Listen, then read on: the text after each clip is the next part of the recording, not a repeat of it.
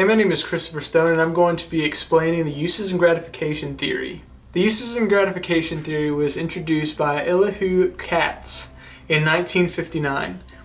In my paper, I'm going to be using more aspects of the uses and gratification theory to better explain why consumers are using the two-screen experience rather than just one medium at a time. By the end of the speech, I want you to be able to understand the motivation behind simultaneous usage of multiple media. Through this theory, Katz basically rejects the thought process of his time. Instead of asking the same question like everybody else is asking of what does media do to people, he rather asked the question, what do people do with media? He wanted to better understand what people used media for in their lives and how they influenced media rather than media influencing them. One of the typologies that came out of this theory was discovered by Alan Rubin in 1981. This typology showed 8 motivations of why people use media for different gratification.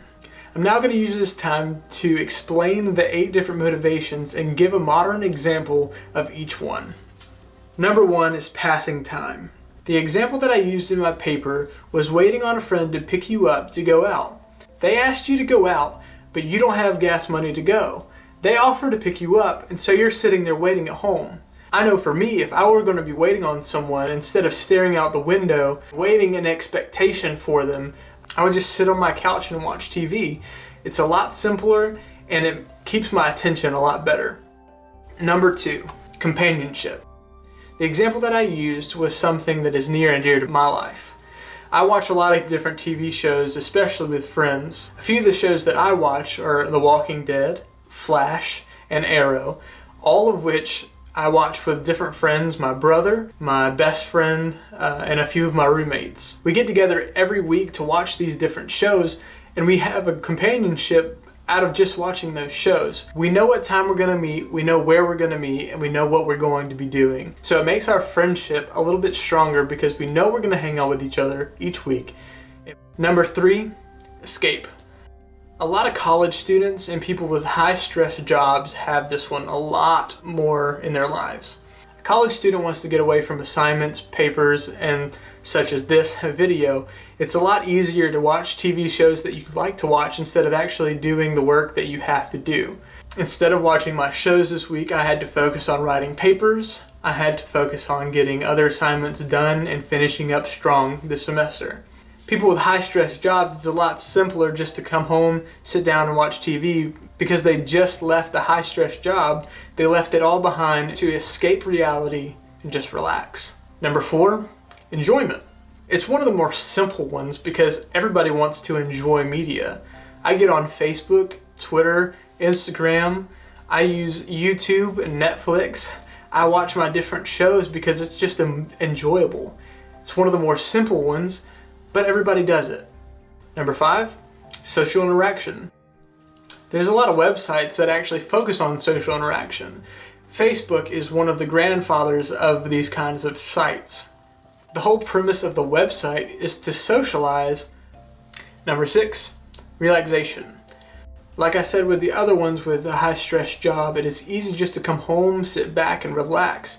It allows you to escape reality and just get alone for a little bit into your shows. And number 7, information. There are a lot of different TV shows that really focus around information. YouTube videos even show you how to do something or information about something that you want to know. It's easy and simple just to go onto the internet and type how to do something, how to fix your car, how to cook a meal, how to play an instrument. We are in the information age. It is so simple to get any information that you want with a simple click of a mouse, touch of a phone, or even speaking to your phones now. The final one, number 8, excitement. On the internet, it's easy to get excited about something that someone else is doing. Like I said for a couple of the motivations before, it's easy just to go onto YouTube and watch as a snowboarder goes down a mountain as an avalanche is chasing him, or see a skateboarder hit a 360 flip. It's easy to live through excitement of other people and what they're doing, just as easy as it is to live out your own excitement in your life. To better understand this theory, I'm going to use a TV show that I watch every week. It's The Walking Dead. Every time you watch The Walking Dead, it comes up on the screen, why not try out our two-screen experience? You can watch the TV show live, but you can also live tweet and be tweeted back during the show. At the end of the show, during The Talking Dead, there's a live quiz that you can also take. It's the two-screen experience. You're experiencing the talk show on the television, but you're also able to interact with them. Now the question is, why is there a two-screen experience? Is it that the viewer is getting bored of just watching the TV? Or does it have to do with uses and gratification theory? I know that for me personally, when I use the two-screen experience, it heightens my experience of just watching the TV show.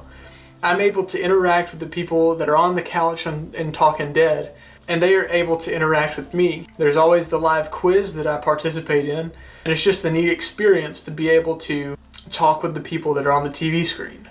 They want the viewers to not only interact with them on one medium, but interact on multiple media at the same time. It ups their rankings and allows you to have a better experience. I'm going to take a few of the motivations for us to better understand why AMC and The Walking Dead use Story Sync, the two-screen experience. A few of the motivations that make sense to use in this is companionship, enjoyment, social interaction, and excitement. So the first one that I'm going to talk about is companionship.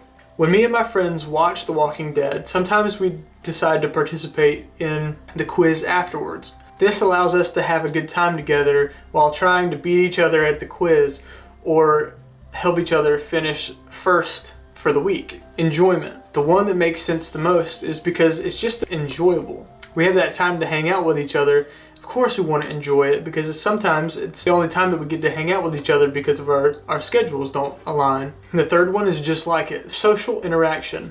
We're not only interacting with each other while we're watching the show or playing the quiz, we're also interacting with the people on the couch as we're watching The Talking Dead. The people on the couch may be some of the actors from the show, or maybe even some of the producers of the show. There's always different kinds of people up there, and it's nice to be able to interact with different people that you don't know. And the last one, it's excitement. Of course it's exciting because you're being able to interact with people that aren't in the same room as you, not in the same city as you, and may not even be in the same state as you.